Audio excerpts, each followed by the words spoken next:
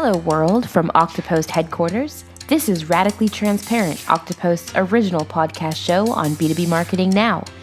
I'm Jennifer Gutman, Director of Social Strategy, and in most episodes of this podcast, we'll feature B2B marketing leaders who will share their radically transparent truths behind being a modern-day marketer and what it takes to grow ideas, take risks, and impact change. Joining me on this episode of Radically Transparent is Chris Okonnell, Senior Product Marketing Director at SugarCRM. Chris, welcome to the show. Hey, Jen, thanks so much. It's great to be here. It's great to have you. And listen, when I take a look at your LinkedIn profile, there is no shortage of rock star marketing qualities and seasoned experience that I'm excited to dive into today when it comes to revenue impacting initiatives, hands-on leadership. The list goes on, and it's such an honor to have you. So are you ready to get radically transparent with me, Chris? I sure am. And I'm British, remember, so I don't take compliments too well. So great. So we'll jump in, and I'll start with an easy one. I was curious to understand your professional journey a little bit more, and perhaps you could share with us how you found yourself at SugarCRM. What exactly is SugarCRM, and how did you get there? I've wondered that a few times myself, but actually it's a classic case of it's who you know, not what you know. So I happen to know the CMO. I'd worked with her at a previous company, and I was chatting to her, and she mentioned there's some opportunities, and that's how I got here. And I'm really excited to be here. It's a slight difference for me. I was very locked into sort of what I would call enterprise performance management products. Okay. But along the way, I've been using CRMs every single day of my life. I've been using marketing tools. I've been using all the tools to get the job done. So now I can apply my marketing capabilities to the tools that I've been using for years. So it's fun. It's lots of fun. I think that's fantastic. And, just when you think about the evolution of marketing technology, right, it's come so far so quickly. And as a marketer, I think many of us have this preconceived notion, which is still true, that you need to be creative, but some may make the argument that today marketers also need to have some technical savvy background as well. So to kind of kick off, I'm going to ask you our famous Oktopost radically transparent question.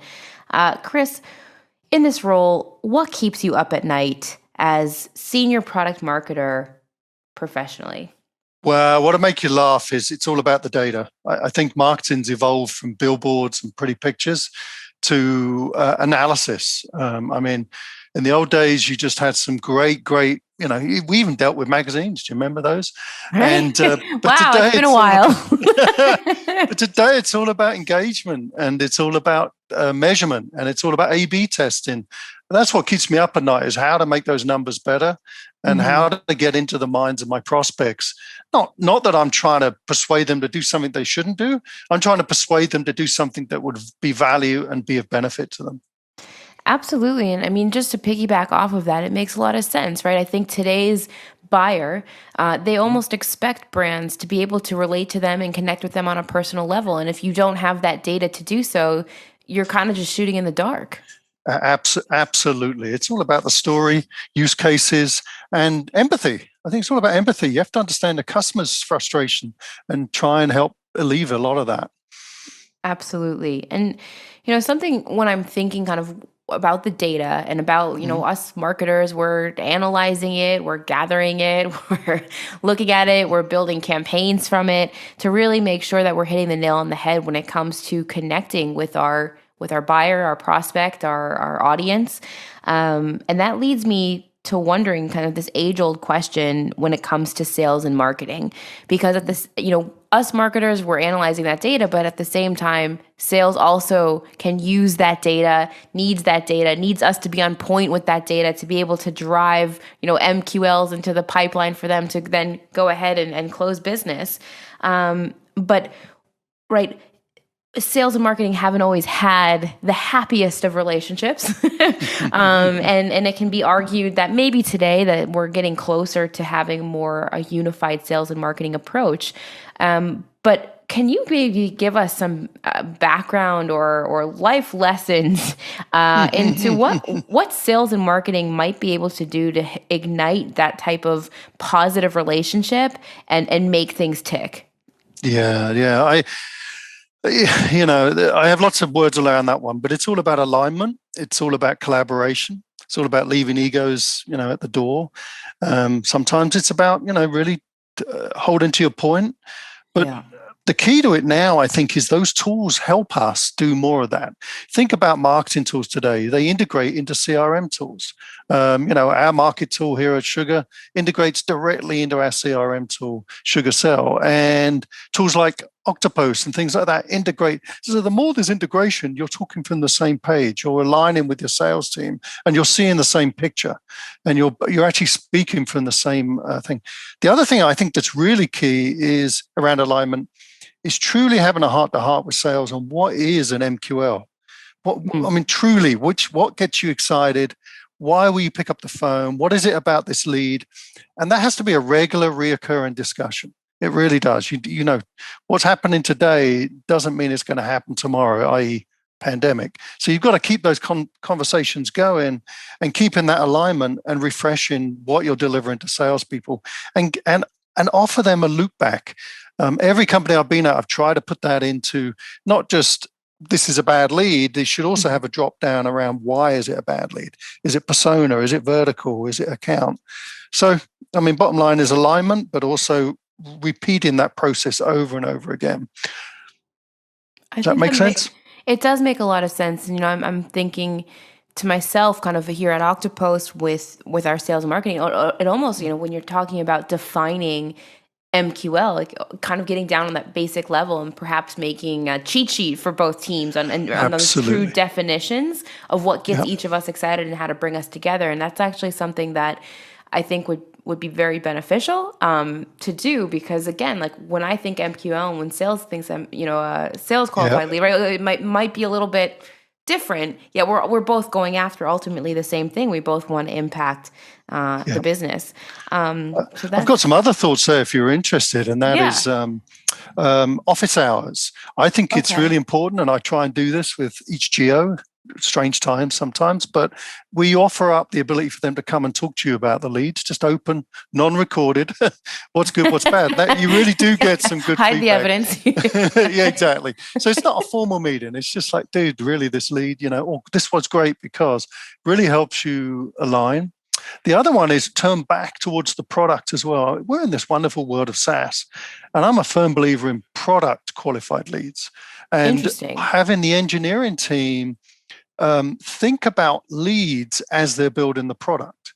And there's so much you can do. I was at a recent company where literally we had very few salespeople, if any, and literally the product used to kick out information to our service team on what the customer was doing, the behavior.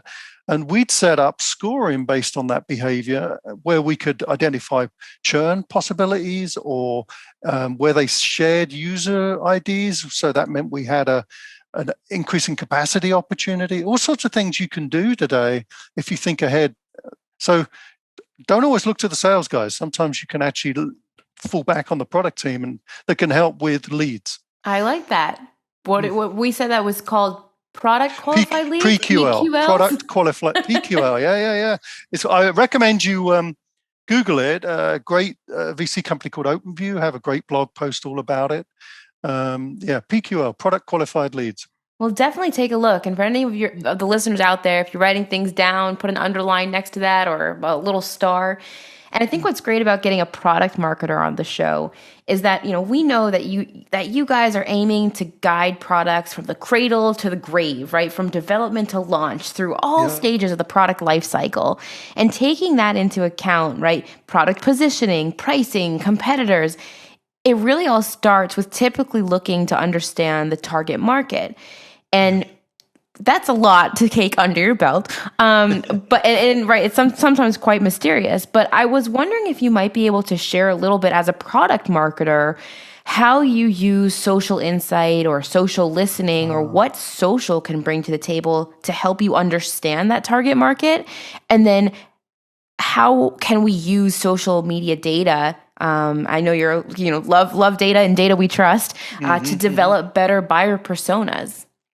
Oh, that's a great question. So I think it comes in multiple components. And I remember an old adage where a marketing guy told me, every Friday you should put in your calendar at 5 o'clock and say, what customers did you talk to today? This was a little while back. And I think it's a great thing because basically marketing people have to talk to prospect and customers to really understand what's under their skin and what makes them tick. Well, wind the clock forward. You don't have to always just talk to them. You should look on social, see what people are saying, look at communities, look at Twitter feeds, look at LinkedIn, see what people are gravitating to. Don't just take scores, as it were. Look at what's behind it. What are they saying and what are they thinking? And then apply that to your replies. Think about how you can set up blog posts. Think about how you can do campaigns using social to point individuals, but also how you can share that within the organization to amplify it as well. I'm a firm believer of trying to amplify messages. If I think the key to it is a common message that's repeated over and over again, as opposed to different variances. I'm a firm believer in a consistent line which works every time. You think about it, if you've got a whole company of 10 salespeople, 20 salespeople, all saying the same thing over and over again. That's an amazing amplification that you should embrace. I think did that answer the question, or would you like Yeah, some more no, I examples? definitely think that answered the question in terms of Yeah. kind of leaning towards social, which is pretty interesting now, as you said.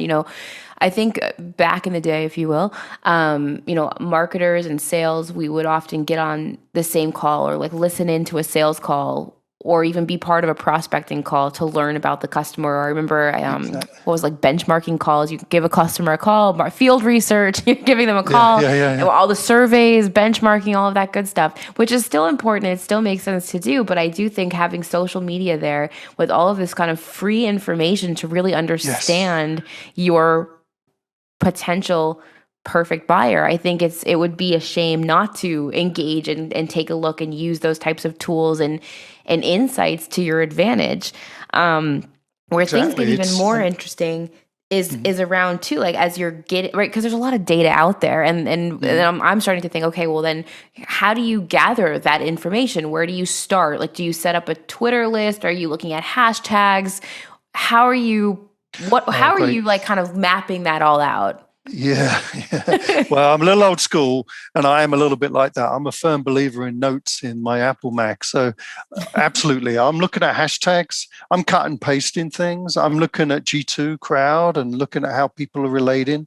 Sometimes I'll even attempt to LinkedIn to people that are having comments. Maybe a no, but hey, if they're a customer of mine, I'd want insights into what they're saying and thinking. I think it's just the way it is. Every Friday, you've got to say, how did I touch my customers today?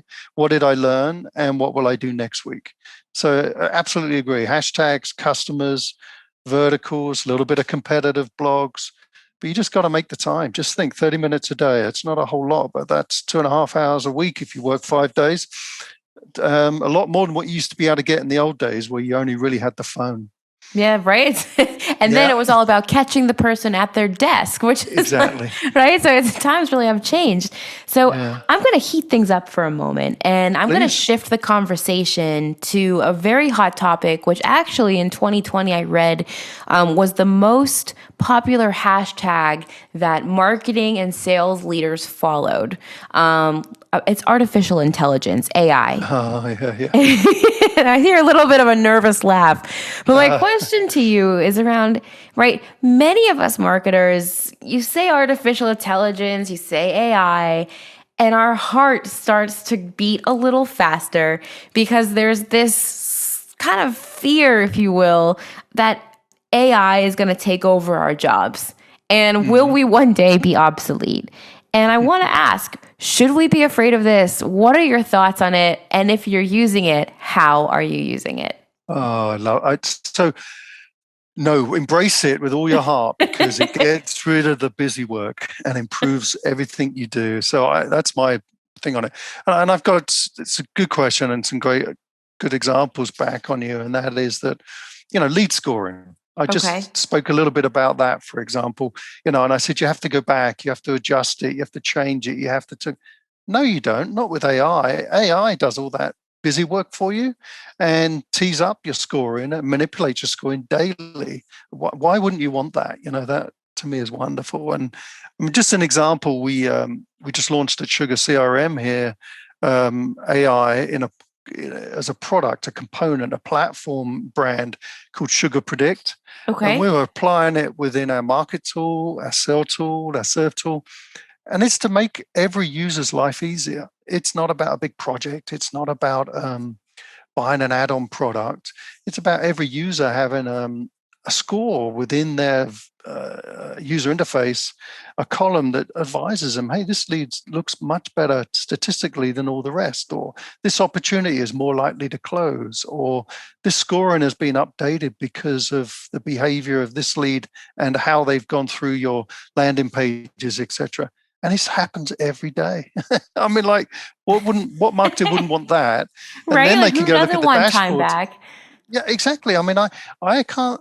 I don't remember a day that I sat down and said, "Oh my gosh, what am I going to do today?" It's more like, "What am I not going to do so I can get something done?" And if I could insert a tool that could save me what I would call busy time.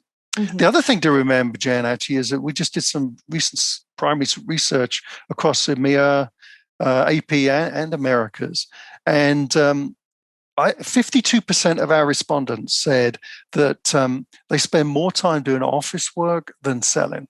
They spend more time doing internal meetings than selling. Anything you could introduce like AI to get them back and on the email, on the social, on the phones has to be a good thing. So I embrace it with all totally your heart and leverage it as much as possible. I hear that. And I will be embracing AI with all my heart. Maybe robots aren't so bad after all. No, no, no, no. They're not.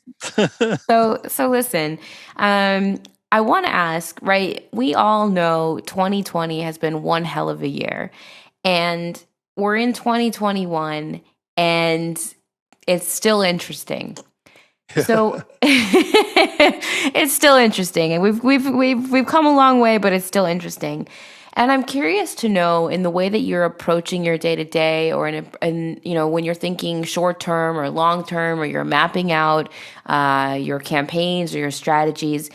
If you knew now, or if you knew today, what you knew at the start of 2020, would you have done anything differently professionally over the year 2020, or the way that you do things today, had you have known, what you know today? Yeah, that's wow. Okay, so my career is interesting because I've been in the office, out of the office, I work from home, etc. And when I first had to work from home, it took me almost 6 months to get used to the idea. So I'm one of the lucky ones who's done it before, and I sort of understood it. And Hmm. my the way I do it, I commute upstairs, but what I've worked out is you just got to schedule your day more. You've got to plan it better. I find that, and to be honest, it's so you have a break. You've got to find the time to break so you mentally think about things. It's so easy now to just have 8 Zoom meetings, talk about stuff, and really not get anything done. So I'm a firm believer in plan the day, think about your health as well as your work, and plan ahead an hour or two to get those social posts sorted out, get presentations done, get do work that you actually need to deliver things, and don't live on Zoom. It's too easy. Yeah. It's way Yeah, too right. easy. So I have quite a routine. I get up. When I did get into this, but I go for a walk every morning, 30 minutes. That's my sort of podcast listening, think time. Sometimes with a friend, sometimes not. And I walk out in the neighborhood, get some fresh air. I try to do the same at the end of the day, and then I plan my day out. Like, why I have that time? So that's my recommendation. Oh, my other thing is buy an espresso maker where you push a button and not have a coffee pot, because you always destroy your coffee. That's my luxury. Yeah, I'm curious to know the Nespresso sales, how they're. I feel like they probably Oh, they've are just through the boomed, haven't they? roof. Haven't they been? Well, the interesting thing is Philips have bought up all the grinding coffee machines. They're smart. They've worked out there's big business there. Right. So I think Yeah. what was the most Googled? Maybe it was desk chairs, and perhaps behind that was coffee Yes. makers. Yes. That's So, fun. And of so course, listen. everything around me, I live in Austin, Texas. Well, that's what I was There's just going to ask. Actually, there's remodels going on everywhere because everyone's realized that the house is their castle and you're going to live in them for a little longer. there you go. There you go. Yeah, we actually hired an interior designer to come through and do some of our rooms, which we would have never done had there not been a pandemic. But because we literally live in these walls, we're like, well, Exactly. we're going to make them worthwhile. Yeah, just think about in the old days, you thought about what you do on an aeroplane and what headphones you'd have and what sort of bag you'd buy, and haven't even thought about that for a year. Right? No, it's wild. It's absolutely wild. So with that, I'm wondering, Chris, we know that you have deep product background. We know, just by going to your LinkedIn again and what we spoke about, if we wanted to learn more about you as a perfect buyer, we would take a look at your LinkedIn, your social profiles, gather that data and use it to really make sure we can connect with you meaningfully. What I want to know now is, can you tell us something about yourself that we can't find on your LinkedIn profile or Google? Oh, what a great question. So, well, okay, I'll be honest with you. I'm one of 10 children. You won't find One that. of 10? Yeah. So we had a soccer team growing up, or football team. So it was busy in my household. I think that's the thing that jumps to mind that isn't on my profile so much. So, and just to be certain, right, because you mentioned earlier you're in Texas, but the accent doesn't sound quite like a Texan accent. So you're one of 10. Where are you originally from? Yeah, so if you trace us back, actually interesting, my dad's got all sorts of letters, but basically Irish background, County Cork. Instead of going to the Americas and heading west, my family headed east to the docks of London. So I was, so it's either left or right. They took the left route, I guess. There you go. So that's the background. But yeah, that's the thing they wouldn't know. The other thing I'm a firm believer in is, this might be a little cheeky, but laziness is the mother of invention. So if anyone can make my life easier and simpler, i.e. AI. Hashtag AI. I'd embrace it in a heartbeat, because I just think it's the way it's got to be. We're all busy. Let's make it easier. I love it. Chris, it's been a pleasure hosting you on the Radically Transparent podcast. I know usually when people listen in, they want to know where they can find their guests. What is the best way, if anybody is listening in and they want to learn more about SugarCRM, they want to talk product marketing, what is the best way to connect with you? Oh, that's a great. So Twitter, it's my handle is Okonnell Chris. So hashtag Okonnell Chris, OCONNELL Chris. And of course, my LinkedIn profile's up there, Chris Okonnell, OCONNELL. I think that's the best way. I'd love to engage with people. Oh, and of course, my business email is the good old email. It is not dead. No. It's still busy. Believe me. Chris.O'Connell@sugarcrm.com. Fantastic. Chris, it's been an absolute pleasure, and I look forward to more episodes to come. I've enjoyed it. Thanks, Jen. Thanks for tuning in to the Radically Transparent podcast, brought to you by Oktopost, the only social media management and employee advocacy platform architected for B2B. I'm Jennifer Gutman, your host and director of social strategy here at Oktopost. And if you love today's show, we'd love if you subscribe, rate, and give a raving review wherever you get your podcasts. For more discussion on B2B social media marketing, be sure to follow Oktopost on LinkedIn. And of course, to gain access to all our free social media marketing and employee advocacy resources, head on over to our website, www.oktopost.com. Until next time.